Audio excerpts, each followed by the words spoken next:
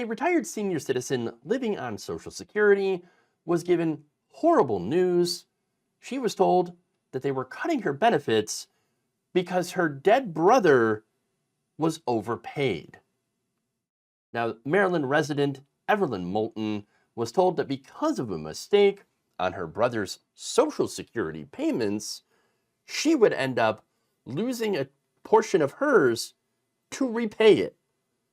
So this is a nightmare situation for anyone living on a fixed income.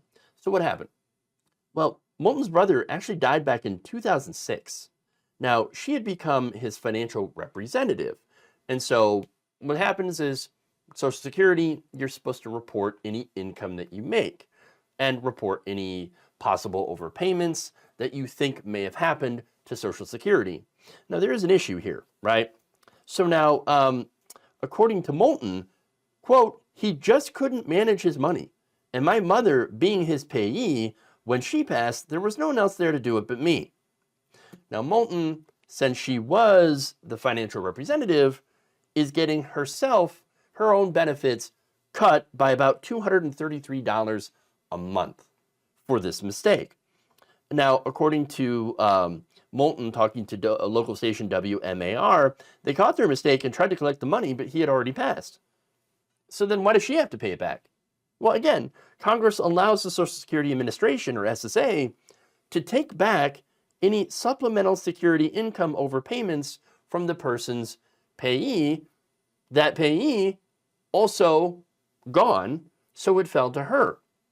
Now, Moulton never received that money, never used the money, but she still ended up having to pay anyway.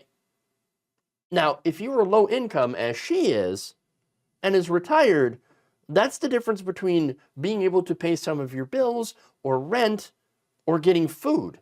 It is a massive amount of money when you're living on Social Security.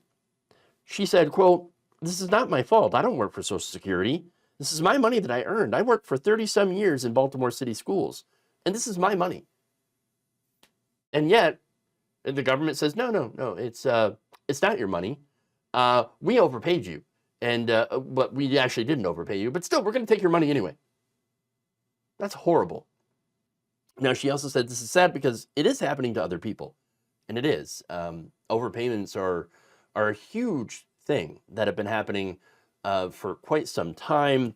In fact, the government has already clawed back billions of dollars from people's disability and retirement funds because of overpayment, or what they claim to be overpayment. So now she says they need to let you know, and somebody needs, who holds them responsible? Somebody needs to get on the government. So there's a lot of people, again, facing clawbacks from these overpayments. A lot of them retired, they're on disability, and it's estimated that currently there is $21.6 billion that they're trying to get back that they say that they overpaid people, okay? And they're pretty aggressive at getting back this overpayment. So here's the thing. One of the reasons that people are being overpaid isn't because they're gaming the system. That's the first thing people's minds go to. Oh, they must have been cheating. No, they must have been doing fraud or something, or benefiting from this. In reality, it's because of things like complex rules that are sometimes difficult to follow for people who are retirees, or for people who are disabled, may not be able to understand those rules. And so that leads to possible overpayment, especially if you're a disabled person and you're trying to work. And so there's a lot of people that are currently on disability that can't do a full-time job, 40 hours a week, or they need special accommodation, and are still out there trying to make some sort of a living, because let's face it, Social Security disability payments don't add up to very much. You really don't get that much. And when you're on Social Security disability, you're also not supposed to make that much.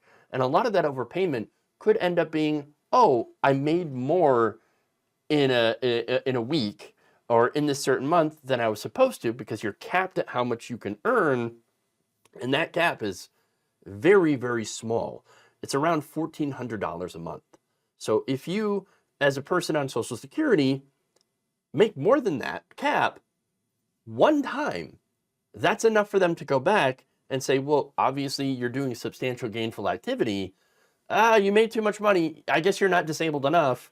We're going to just cut it off, not tell you about it, and then later on claim that you owe tens of thousands of dollars for going over 1 month. And it can be $1, it could be $100, it could be $1,000 that you go over. Doesn't matter. You go over once by a penny. That's it. You're considered no longer disabled, even if you are, and have to owe back any money that was sent to you. That's how this works. Not only that, but you have limits on what you can save, how much assets you can own that have not been adjusted for inflation for decades. You're also literally limited on how much money, if you're on SSI specifically, you cannot have more than $2,000 in your account. That's it. Like, you have more than 2,000, you're too rich, you have too much money, we're going to take it away now. And if we happen to overpay you and find out that you had too much money in your account, we're going to claw back all these payments retroactive to when you had more than $2,000 in your account. So this is very, very restrictive, these rules are. And it's no wonder why SSA is saying we've got so many overpayments. Now, other issues, of course, that lead to this is lack of staffing at the SSA, as well as data reliant that is completely reliant on submitted data from beneficiaries. Okay, so there's a ton of paperwork that you have to do, especially if you are on Social Security, disability, and you're trying to work. You have to fill out paperwork. You have to send check stubs to send all the information about how much you've actually earned every single month. And some people, especially if you are disabled, get behind on that. So now that said, once you've been hit with that overpayment notice, that's it, you're done. You're cut off. Now that's devastating, because not only do you lose your income, but then you also have to pay back, sometimes in the tune of tens of thousands of dollars. Now, in order to get back on it, you have to go through numerous phone calls, meetings, fill out forms, do appeals.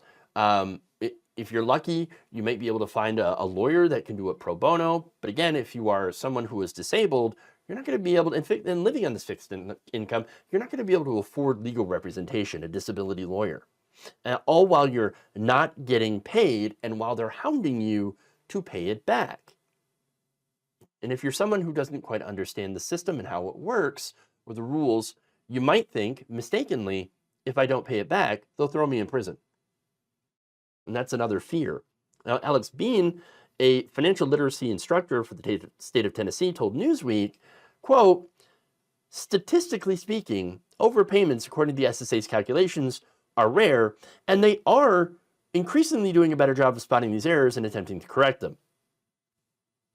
That's good, and the government has started to implement measures, or will implement measures soon, and I'll get to that, where they're trying to prevent this overpayment from happening in the first place.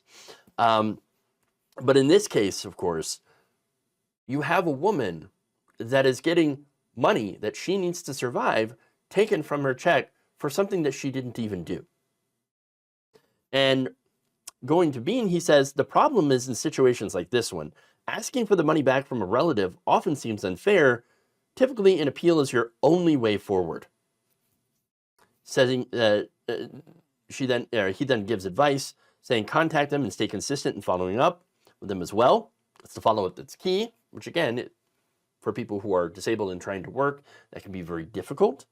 The reality, sadly, is that most of the situations do not get resolved unless the person seeing the deduction has a coordinated plan to contact me and follow up with them in the hopes of getting these overpayments overturned.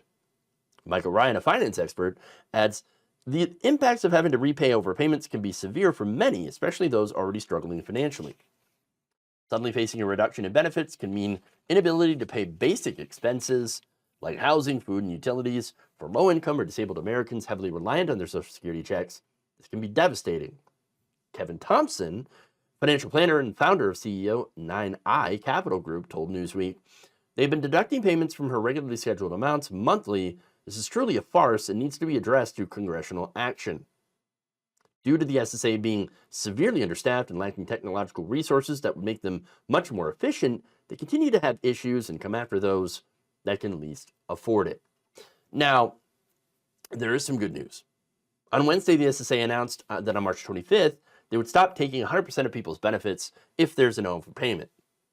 They also said they'd try to reframe its guidance and procedures to take the burden of proof away from the claimant in determining whether the person is at fault for said overpayment.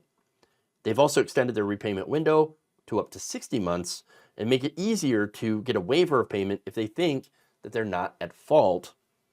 So those are some of the changes. Those are welcome changes.